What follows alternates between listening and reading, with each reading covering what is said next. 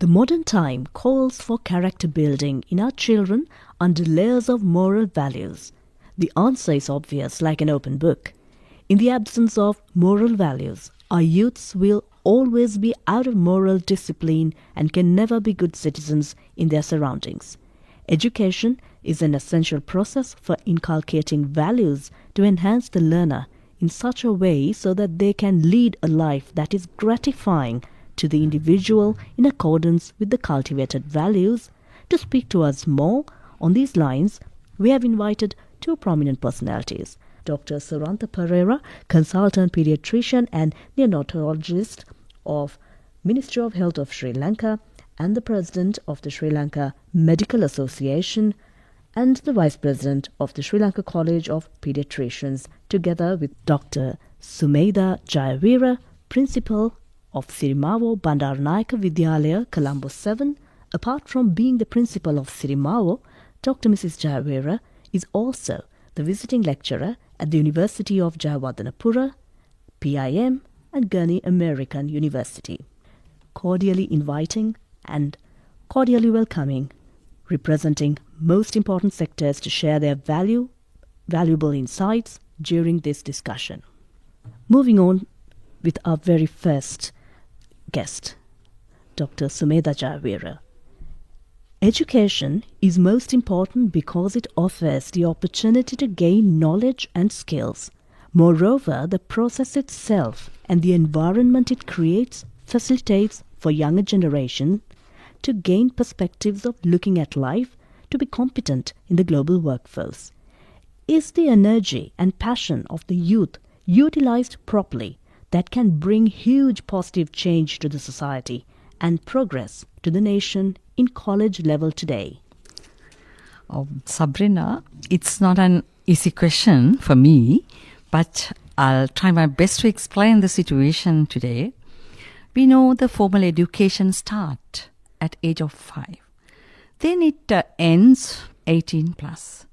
During this 13 years of period, the students, the children face a very critical age periods. So first thing, as the principals and teachers, even the parents, authorities, we need to identify these critical periods of them. Mainly the primary education. That is the heart of education, because actually the grade 1 to 5, we need to develop mainly the ethical values, moral values, ethical education in them while doing the classroom learning teaching process in the classroom. So it is not an easy task. So they can achieve 100 marks. They can achieve trophies and certificates at competitions. The thing is the way of thinking of a girl or a boy. Mainly, have to respect their parents. Have to maintain love and relationship with the parents. And have to respect other people. How to greet other people when they meet. How to smile with them, how to communicate with them. There are so many social skills we need to improve in them while giving a text-based education. That is the main thing. Not only that, if you could maintain a practical-based environment, especially the more activities, activity-based. Teacher is not a teacher. Teacher should be a facilitator and a resource person. The teacher needs to bring students outside of the classroom. Let them to play. Let them to work together. Let them to tolerate other people and listen other people. There are so many competencies, qualities we need to build up in students during their primary education. If you could manage those things, then we can build up a very smart girl or a boy to work with other people, to tolerate at least their parents. So it is not an easy task, but we can do, because we don't want to actually spend a lot of money for that. just a simple activities in school, the playing activities, the dancing activities, sometimes club and societies, and supporting the neighborhood. And for example, at Children's Day today, we invited the very small school close to Sirimavu, Vidyatilaka Vidyalaya, to join with us to celebrate Children's Day. So I try to guide my students how to support other people, how to make other people happy. We need to learn to make other people happy. Actually, we call that kind of education the holistic education. If you could promote holistic education in school, especially in the primary, we can win this situation. Findings reveal that higher levels of perceived teacher empathy correlate with reduced stress, anxiety, and depression while enhancing student engagement in learning activities. How should this necessity of fostering empathetic relationship with educational contexts to promote student resilience and well-being be included in your views? Actually, firstly, we need to have the wonderful teachers. Teachers, actually, it's a key element in a school, and the principal. So if our teachers and the principal, if we can identify the drastic diversity in a school, the drastic diversity in a classroom, that is the point. So we know we are teaching our students, but multiple intelligences in the classroom and different kind of learners. Some students are love to listen, but very few number, sometimes 20%.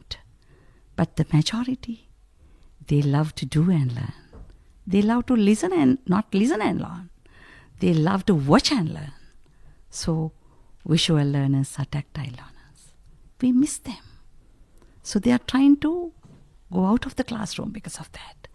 If teachers could understand the student diversity in a classroom, we don't spend much money for that. We can bring students outside of the classroom. For example, if you need to, actually the lesson about the environment, they can bring the students to the real environment. So we need to give actually authentic experience for them. And, the teacher, sometimes a mother, sometimes a friend, very close friend. Students, actually, we want to maintain some kind of power distance, but we need to give love, attention, fair, justice. If students can actually believe the teacher, they will say everything to her or him. So that is the problem today. So my feeling is we need to maintain continuous professional development for teachers. Sorry to say, still we do not maintain continuous professional development for teachers in the government sector. So if you could promote that, we can build up a better education in schools. So the private sector blame us. The job market, jobs are available, but the school leavers, university leavers, they say, they blame us. We can't train them, cannot be employable because lack of communicative skills. We have been teaching English for 10, 12 years. But the day they leave the school, difficult to manage at least 2-3 lines in English. So we want to think about that. Because why we are promoting English as a link language in schools? Why? We know widely spoken language over the world is English. Therefore, they need to communicate with the rest of the world. Different generations of students have enrolled and graduated from higher education institutions for many decades. Throughout these decades, educators have been using the same strategies despite what generation is present in their classroom. How should this adaptation of rethinking and learning strategies be rethought of? Definitely. So for that, we need wonderful teachers. So we have teachers, but we need to build up the capacity of the teachers and the principals as well. You know, I completed my PhD very recently in 2022. Fortunately, I had a time to complete it because the COVID situation, the schools are closed. So my title is Professional Development of Sri Lanka Education Administrative Officers, a Sociological Analysis. Actually, it's an auto-ethnographic approach. I research about professionalism in us because we are the one who make this role. So the findings, we want to rethink. So we want to change the way of delivering. And we want to understand our child. It's not like in our period. Nowadays, as you said, they have all the comforts at home sometimes, all the comforts at school sometimes. Parents facilitate them, not in our period. They drop their child at school gate. But we need to think about, we need to give more freedom for them. We need to give more freedom to read not only the textbooks, the other readings. We need to guide them. And not only that, at least not achieving 100 marks, not achieving degrees. They need to do more activities with actually in the society. Sometimes it may be sports, sometimes club and society. The parents, sometimes they believe only the marks. So that is one of the problem. I kindly request our parents, think about your child actually definitely incredible talents in, although he or she not achieving 100 marks. So we want to think about that. So students need, the children needs love, attention, acceptance, and they love to maintain their dignity as well, even at school. We want to respect them. We want to listen them. So, if you could manage such environment at school, while understanding the diverse children in school, we could do better. The young minds are considered as the most productive members of the society due to their physical and intellectual capability. But in real-life scenario, most of them are unable to utilize their potential in an appropriate way due to lack of guidance and motivation. What could be the reason for this? Yeah, I think a very timely question. When we talk about young Sri Lankan population below 18 years, we have 6.2 million. That is represent 22% of our population. Here we have a sort of another burden. In 2040, our age population would be more than 60 years.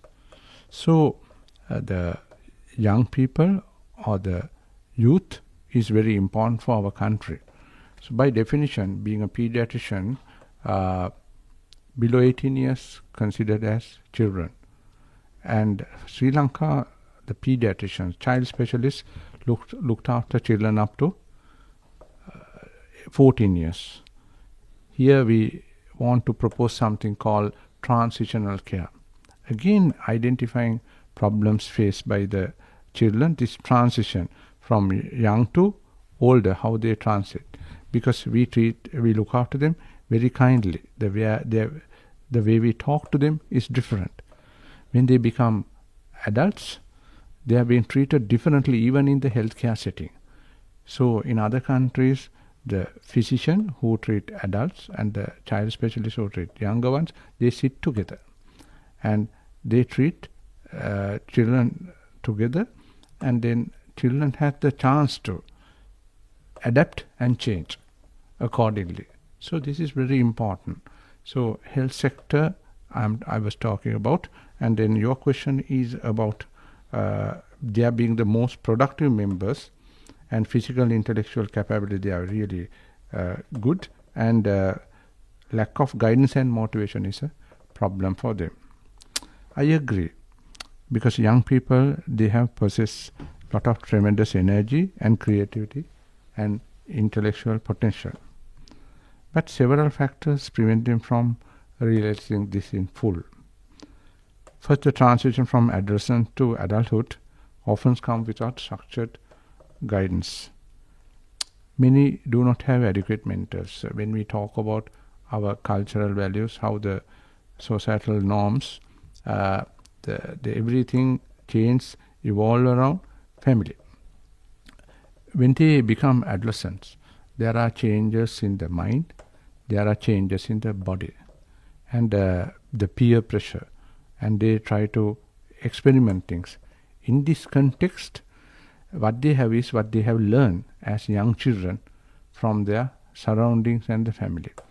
Question is it adequate for them to face the more complex society which they are going to enter? And in this context, many do not have mentors and role models. Sometimes when they have a problem, they go and talk to teachers. Secondly, they are pressurized with certain examinations, because grade 5, that is 10 year, they have the 5th standard scholarship exam. When they are 15, they have ordinary level examination. When they are 18, they have the advanced level examination. Stepwise pressure builds up. For certain children, people like us, when we were children, we really loved to sit for exams because we know we excel. But there was a certain population, they did not like sitting for exams. Other side of the coin. But after 30 years, when we look back, 30, 40 years, both groups have achieved. We have become top scientists, top consultants. They have become, they excel in their field like management areas. They have become CEOs of banking, private institutes. I don't see any difference. So what that shows is, at certain point of time, their interest in studying and interacting with books will be different. So we have to understand that. So this pressure, is that right or wrong? And then our career pathways are rigid. When we do well, really well, bioscience, we can get selected as doctors and engineers and chartered accountants, because when we qualify in universities, those are the jobs available. What about other jobs? Recently, I think IT specialist, that's another dimension which was added, another job profile, and few more were added. But otherwise, rest of the jobs were not given much acceptance. So they struggled. So they when they want to select a job or thinking about what is the job I am going to do, sort of a linear pathways they see, not very diversified, and so because of that they struggle. And other thing is, in today's digital world, most of the young people, children, have vast access for information, and but what we have to remember one thing, they lack life skills to make decisions. That's a different thing. We call it soft skills. Even when we train doctors, that is, we can train them in theory, the 3 pillars of education, that is knowledge, skills and attitude. But the building up of soft skills is very important. Now even in medicine it has been recognized, when you become doctors, what is more important is 70% of the skill should be soft skills. Knowledge comes to 30%. Now even if you forget something, it's at the fingertips. But talking to a person, are we really skilled? Because when a patient comes, they are distressed. So this is the thing in the health sector. But it is the same for other professionals as well, as when they encounter certain problems during their life. That is the way to handle things, developing skills in communications. So then social media gives different ideas, but critical thinking is somewhat different. You look at a problem, pros and cons, and what is right and wrong. So the children belong to different generations. Now we call it the children from alpha generation. After 2025, up to 2013, they will be beta generation. So the way they look at life and the way they try to sort out problems is vastly different.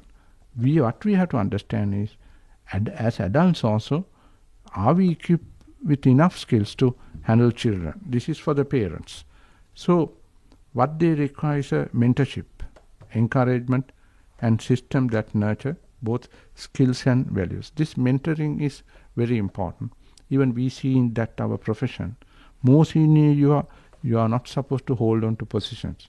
You must step down, and then you must allow younger people to step into those positions. But we have a role, mentoring, and we guide and train them on further equip them with certain skills.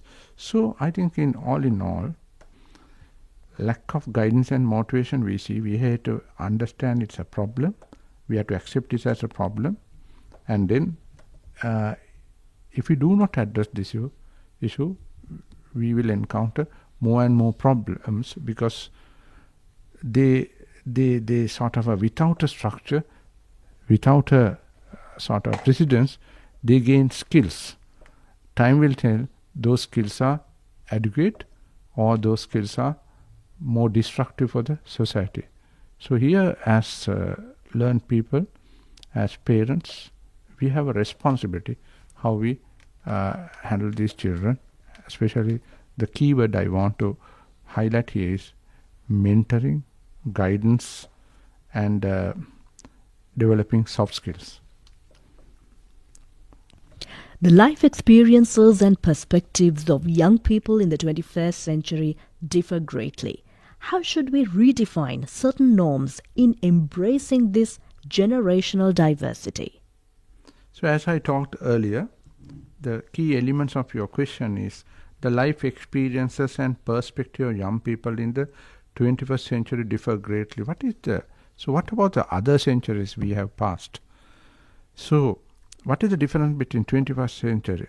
So the mainly is technological, how we handle things, how we look at our lives, this digital transformation, the technology we connect with the lives is, sort of a very complexly change how we behave.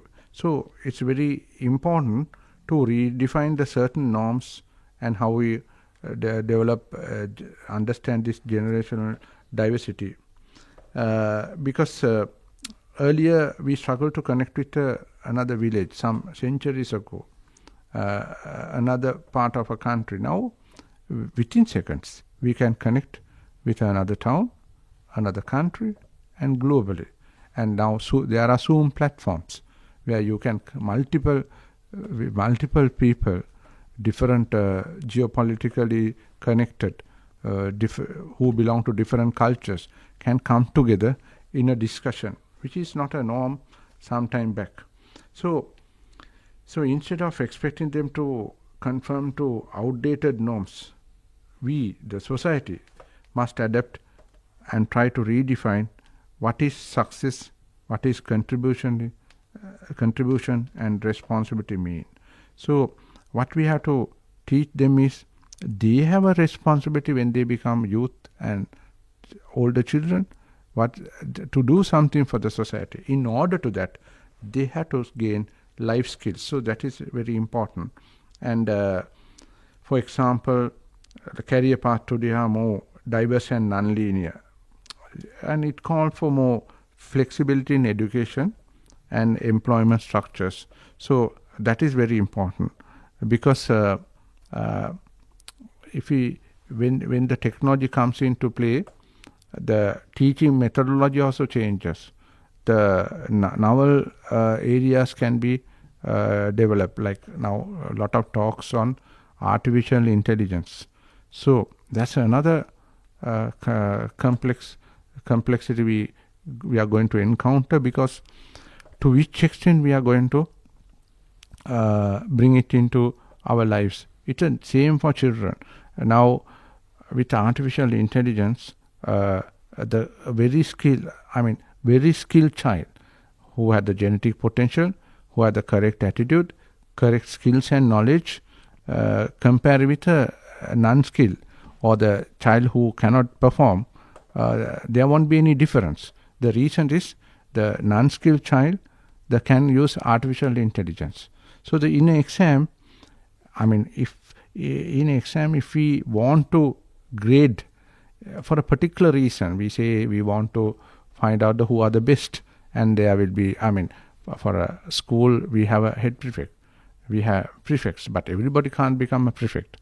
And when we give scholarships, we can't give scholarship to everyone.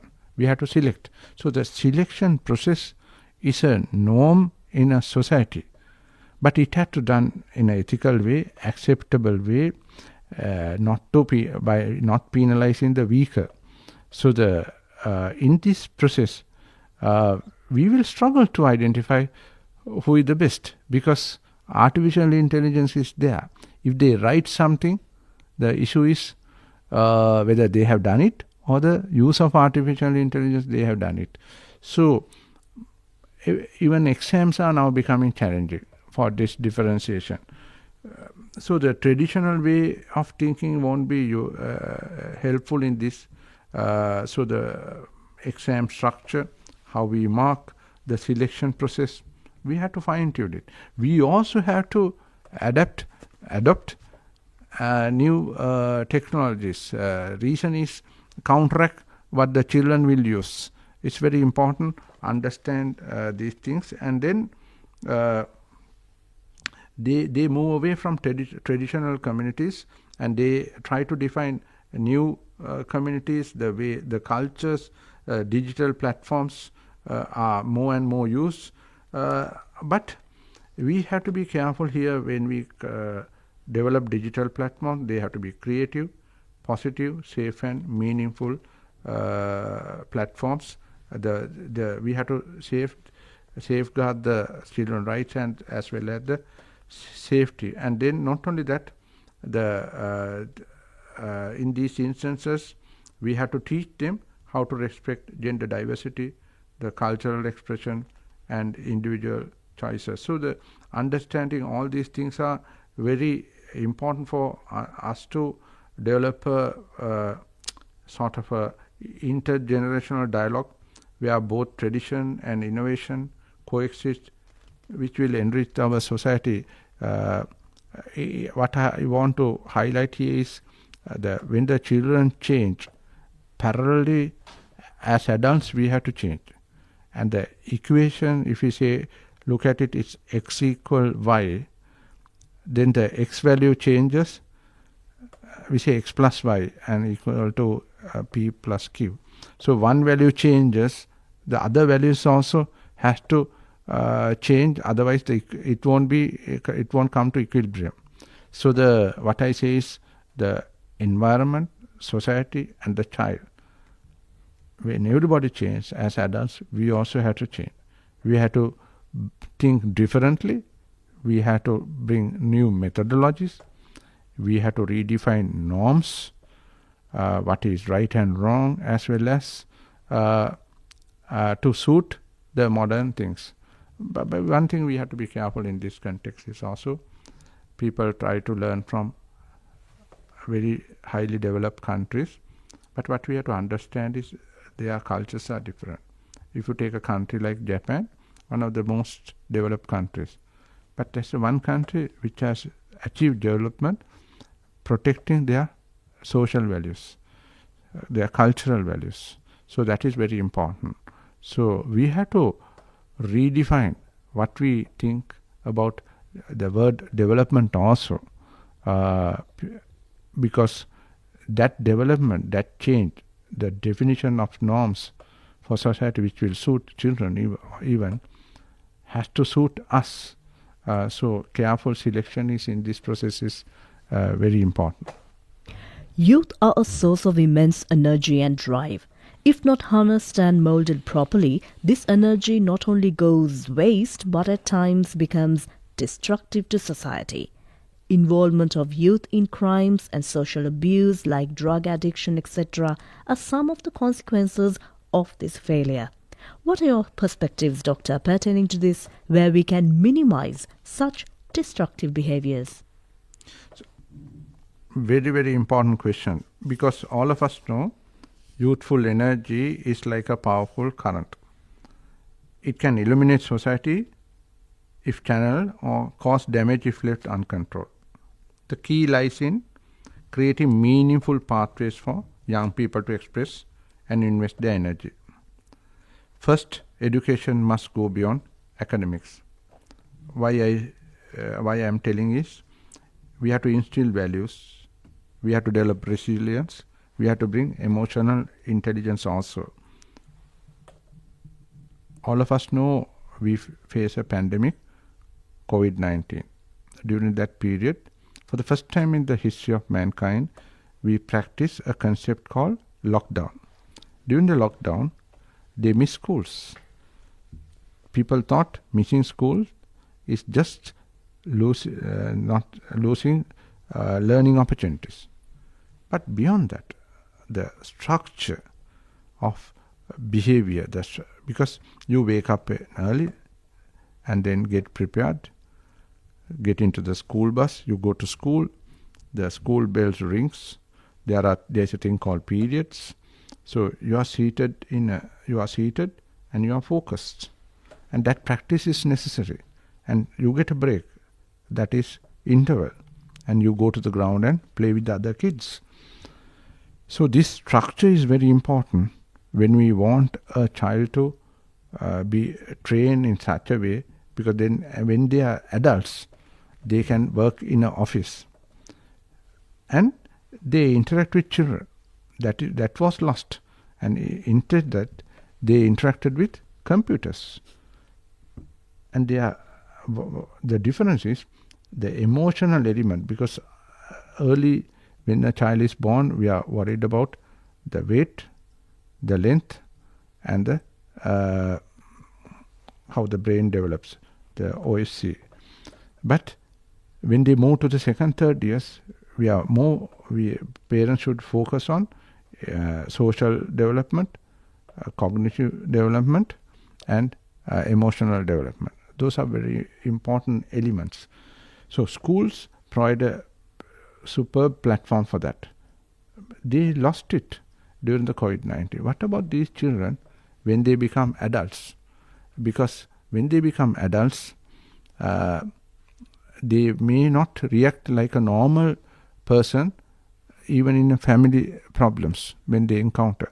How they react to a partner's feeling would be different.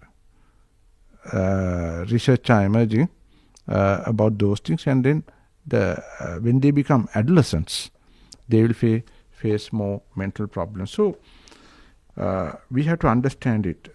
I'm talking about something happened few years ago, and many things would happen. So our readiness for this and developing this emotional intelligence, resilience, and certain values is very important. Second, community engagement and volunteerism. So that they must learn to volunteer things, and that's one of the most important aspects, how they contribute to the well-being of the community which they live in. So they can build relationships, they will learn to handle, and they will know the values of partnership building. And another aspect is sports, arts, and innovation platforms. So that is also very important, because this develop creativeness. So the more and more people learn to type. So would there be a problem in writing? Now, when we talk, the computer will write. So is it a beginning of losing of our skills? And it would be the same for children. So which age we are going to introduce computer? Which age we are going to introduce computer equipped with artificial intelligence? At which age we should introduce mobile phones? Earlier in UK also they introduced mobile phones at a young age, grade 5 onwards. But later, now even Australia, they have banned. Children should not use mobile phones below 12 years. Why? Then only they recently only they found out many problems, because certain technology comes in without proven data research. We embrace it. So which scientific paper taught us or told us the introducing mobile phones or computers at an early age will be beneficial without any side effects? We just embrace it. This is one instance we made decision without any scientific guidance. And finally, policy and leadership. So the policy and leadership is also very important. We have to make sure the children are more and more involved, because youth, then they feel they are part of a decision-making process. They are needed. So this will keep them away from the destructive behaviors. This destructive behavior we should focus on. What happened to Nepal, the regional countries, and Bangladesh? Because youth unrest, it shows if we do not properly guide them, it can evolve into such a volcanic eruption. So the more and more we have to focus on it. In Sri Lanka also, one of the worries we have is they are getting addicted to drugs. So regionally also there are seen, unseen forces infuse these disruptive behaviors to the society. The most vulnerable group in these instances when it comes to drugs, crime, the youth, because they will embrace it without any hesitancy, and they are the future of our society. If any unacceptable behavior among them definitely disrupt our future potential as a country. So it is very important to develop a proper guidance, mentorship for these youth to keep them away from these destructive behaviors, destructive pathways. To plan for a better future for humanity, a value orientation is essential. It is through experience that human beings react to. In building up moral values among children from the beginning stages, the support from parents with proper guidance has its own significance. We were in conversation with Dr. Surantha Perera, consultant pediatrician and neonatologist of Ministry of Health of Sri Lanka, and the President of the Sri Lanka Medical Association and the Vice President of the Sri Lanka College of Pediatricians, together with Dr. Mrs. Sumedha Jayaweera, Principal of Sirimavo Bandaranaike Vidyalaya Colombo 7. Apart from being the Principal of Sirimavo, Dr. Mrs. Jayaweera is also the visiting lecturer at the University of Jayawardenepura, PIM, Ghani American University.